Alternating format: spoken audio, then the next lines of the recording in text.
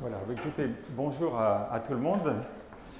Merci d'être matinaux et vous allez voir qu'effectivement c'est un beau sujet. Je vais raconter une belle histoire qui parle de lumière, donc un sujet extraordinaire par définition, qui parle de vortex aussi, donc vous voyez on va être pas très loin de ce qu'on a déjà vu au cours de toutes ces journées toulousaines de l'eau, à propos de l'eau.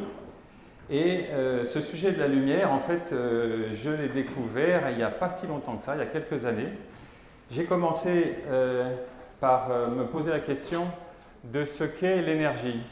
Alors ça, c'est une question que je me pose depuis longtemps, depuis le début de mes études en médecine chinoise, c'est-à-dire dans les années 79-80. Et les médecins en médecine chinoise, ils parlent de qi, vous savez, et les Indiens en Ayurveda, ils parlent de prana. Et qu'est-ce que c'est cette énergie? Quelles sont les correspondances? Ça, c'était la vraie question. Alors, je suis allé voir Marc-Henri à Strasbourg et je lui ai dit, écoute, je suis nul en physique, est-ce que tu peux m'apprendre quelques bribes? J'ai des grosses lacunes.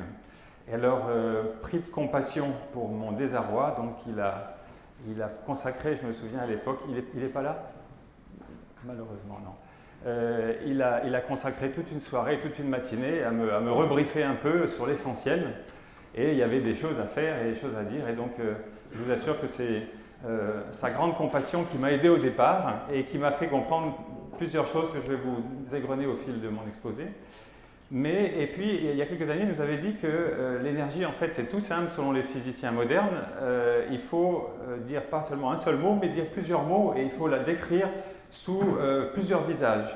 Et donc, la seule règle, c'est que l'énergie se conserve. C'est-à-dire, quel que soit le visage qu'elle prend, en fait, il y a toujours des transferts d'énergie, mais pas de perte, en tout cas, quel que soit quand on considère le système dans son ensemble.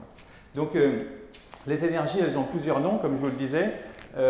Énergie chimique, donc par exemple l'ATP, l'énergie électromagnétique dans les particules sont les photons, l'énergie thermique, tout ce qui est chaleur, électrique, magnétique, donc les électrons en balade, les champs magnétiques qu'ils génèrent, l'énergie de gravitation, donc G 9,81 mètres par seconde, etc.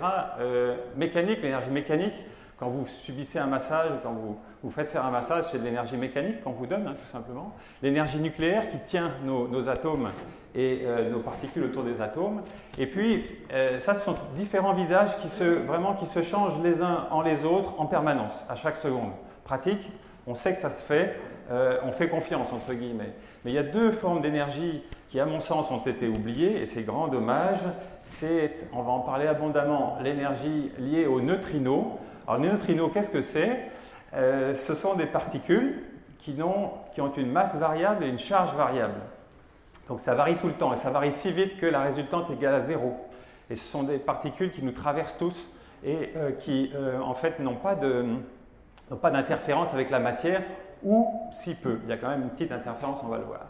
Alors cette énergie des neutrinos, elle est phénoménale parce que pensez que par seconde et par centimètre carré de peau, là en ce moment, là nous tous, on reçoit quelques 60 milliards de neutrinos du Soleil, qui est notre étoile la plus proche et qui nous fournit des neutrinos pas trop énergétiques et tant mieux. Il a déjà trié des neutrinos qui viennent de l'infinité du cosmos, les trous noirs, les supernovae, etc., qui sont des sources de neutrinos phénoménales et on se fait arroser, rincer en permanence par cette source d'énergie. Les physiciens disent qu'on est à peu près à 85% de la masse de l'univers composée de neutrinos. 85%, c'est un chiffre qui vous rappelle celui de l'eau. 85% dans le corps, 85% chez les bébés, 70% en volume chez les adultes.